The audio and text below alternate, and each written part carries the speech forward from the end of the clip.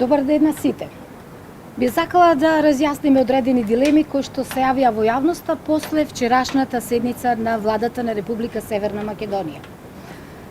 Со вчерашната одлука, родителите на деца од 0 до 6 години се враќаат на работа од 23 септември. Значи, од 23 септември се враќаат на работа родителите кои што имаат деца во предшколска возраст.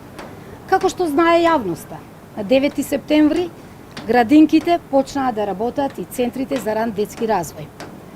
Почнаа да работат согласно протоколот, кој што јасно ги дефинира условите за безбеден престој на дечињата во градинките и протокол кој што ризикот за инфекција со коронавирус го сведува на минимум.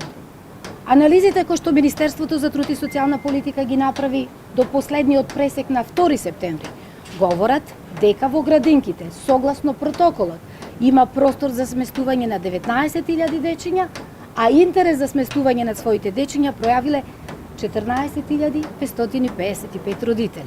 Што значи, уште во старт имаше слободни 4.500 места за сместување на деца во градинки. При тоа, приоритет за сместување на деца во градинки имаат самохрани родители и двајца родители кои што се вработени. Од тука, потребата на овие родители да не одат на работа после отварањето на градинките е безпредметна. И затоа владата јасно ја дефинираше одлуката вчера дека родителите на овие деца треба да се вратат на работа.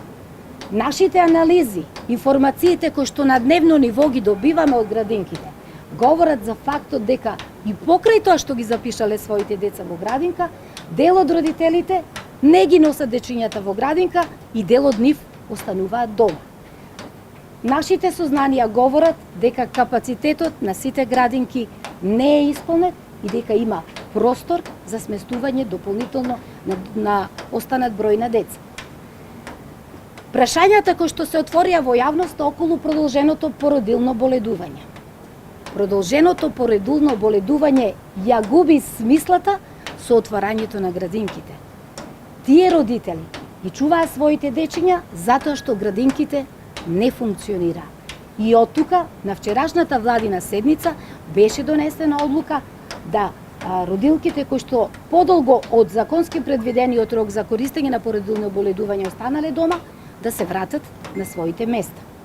Значи, ова се дилемите за кои што јавноста денес цело утро ни поставуваше прашања и кои што сакаме да ги расчистиме.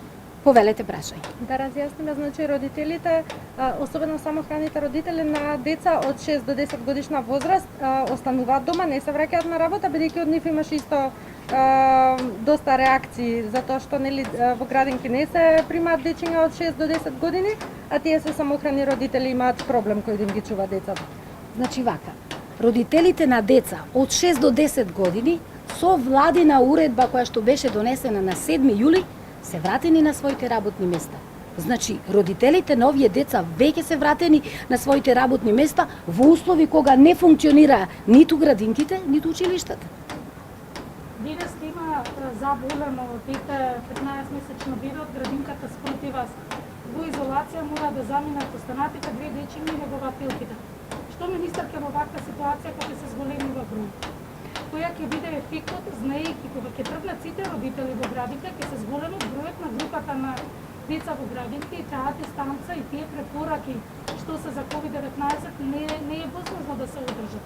Значи вака, ние како Министерство за труд и социјална политика ја имаме информацијата за детенцето, 15-месечно детенце, кое што на 9 септември само 1 час престојувало во градинка.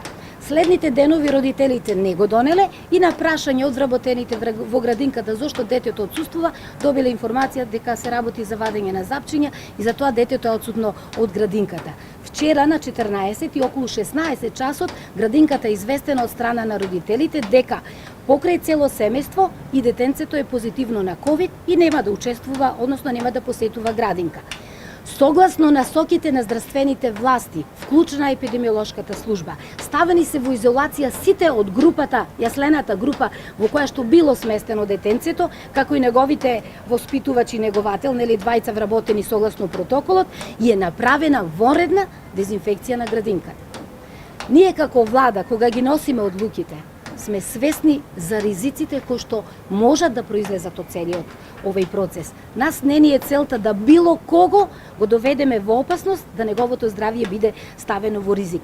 Будно ја следиме состојбата и целта ни е навремено да реагираме со вклучување на сите чинители кои што го чинат тој синџир на носители на одлуки, на учесници во спроведувањето на тие одлуки и ги корисници на тие одлуки на крајот. Денес имаме 9 починати и речиси 100 ново заразени. Што доколку продолжи оваа бројка, имаме висок навистина број на починати денес, ќе се ревидираат ли одлуките, ќе се менува ли нешто? Што доколку не се намалува бројот? Еве хронично болните исто реагираат на одлуката да се вратат на работните места, сметаат дека е голем ризик за нив. Значи, здравствените власти ги носат препораките на Комисијата за заразни болести, преточени во протоколи и одлуки кои што поминуваат и на владина седница за тоа кои категории на граѓани треба да се вратат, а кои треба да останат во своите домови. За хроничните болни постои одлука да само оние кои што навистина имаат влошување на нивната хронична состојба треба да останат во своите домови.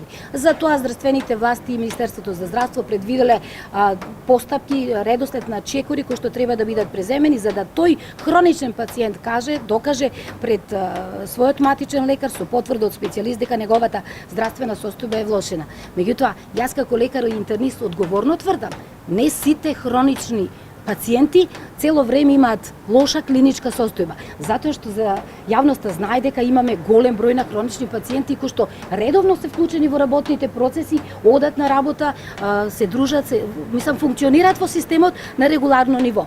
Единствено што останува, значи, хронични пациенти со сериозно влошена здравствена состојба, малигни заболувања и бремените жени за кои што се уште немаме сознание со како коронавирусот влијае на нивната бременост и затоа се тие иземени од работниот процес. Меѓутоа, уште еднаш ке нагласам, ние како влада будно ги следиме состојбите и сите одлуки врз основа на темелна анализа со вклучување на повеќе ресорни министерства со сите чинители од општеството ги носиме предпазливо чекор по чекор. За тоа колку е одговорен пристапот и колку сакаме општеството да го вклучуваме во нормален начин на живот, затоа што ќе се согласите, државата мора да функционира, системот треба да работи, економијата треба да се движи. И од тука, етапно, чекор по чекор, почнавме со проценките на здравствените власти дека најмалку ризична група е да ги вратиме децата во градинката. Значи, тргнаа децата во градинките.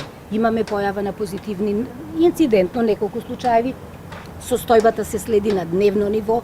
Ние следиме состојбата како Министерство за здравство, за труд и социјална политика со извештај од градинките. Секој ден во 12 часот имаме пресек како се случува во нивната установа, какво е движењето на здравјето на децата. Понатаму како Министерство формиравме комисија која што е составена од вработени во секторот за детска заштита, меѓутоа и наши инспектори кои што одат и ја констатираат состојбата околу почитувањето на протоколите во градинките со една единствена цел за да се смалат ризиците и да се поттикнат сите тие кои што учествуваат во процесот на згрижување на деца да се однесуваат совесно и одговорно. И затоа на тој начин општеството полека чекор по чекор мора да го враќаме на нормала. Впрочем, тоа е искуство и во соседните држави и во светот.